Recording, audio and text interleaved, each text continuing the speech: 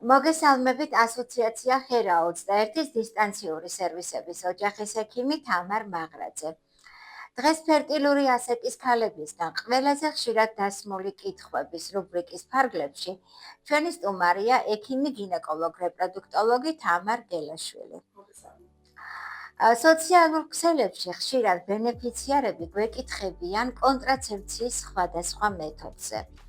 ოჯახის ექიმთან კონსულტირებისას ოჯახის ექიმმა მათ უნდა მიაწოდოს ინფორმაცია თითოეული მეთოდის შესახებ, მისცეს არჩევანის საშუალება და შემდგომ უკვე ინფორმირებული პაციენტი გადააგზავნოს ექიმ გინეკოლოგთან. თამარ, რას გულისხმობს კონკრეტულად ორალური კონტრაცეფცია? რა მოიაზრება მასში? ორალური კონტრაცეფცია კონტრაცეფციის ის მეთოდია, რომლის დროსაც ორსულობის თავიდან აცილება შესაძლებელია ჰორმონშემცველი აბების მიღებით. აღნიშნული მეთოდი საკმაოდ ეფექტურია, მისი ეფექტი არის 99% იმ შემთხვევაში, თუ სწორად არის გამოყენებული აღნიშნული მეთოდი. ორალური კონტრაცეფციის რამდენი ტიპი არსებობს? აღნიშნული მეთოდში შედის ორალური კონტრაცეფციის ორფაზიანი მედიკამენტები, კოკი, რომელიც შეიცავს როგორც ესტროგენს, ასევე პროგესტინს. სასქესო ჰორმონებს. დიახ.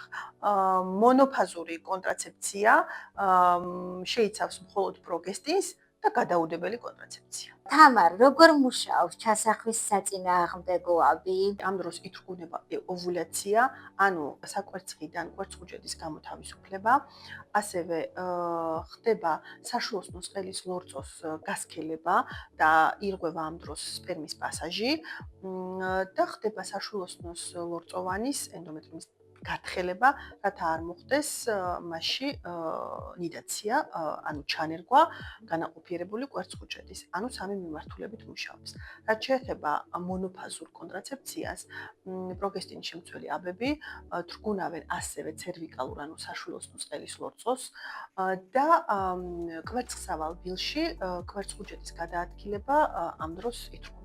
თამარ, რა სარგებელი მოაქვს აბების მიღებას? არეგულირებს მეტნაკლებად არეგულარულ მენსტრუალურ ციკლს, მენოპაუზის პერიოდში, პრემენოპაუზალურ პერიოდში ამცირებს წამოხურებას და უფლიანობას, ამცირებს ასევე პრედმენსტრუალურ სიმპტომებს, აქვს სამკურნალო ეფექტი ისეთი დაავადებების დროს, როგორც არის პოლიკისტური საკვერცხების სინდრომი და ენდომეტრიოზი, ასუფთავებს კანს, ებრძვის აკნეს და ჭარბთმიანობას.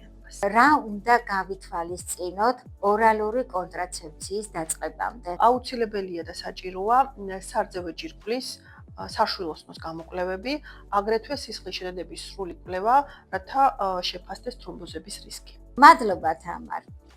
იმედია საჭირო ინფორმაცია მოგაწოდეთ, დამატებითი კითხვების შემთხვევაში მოგმართეთ ასოციაცია ჰერა 21-ის ცხელ ხაზზე.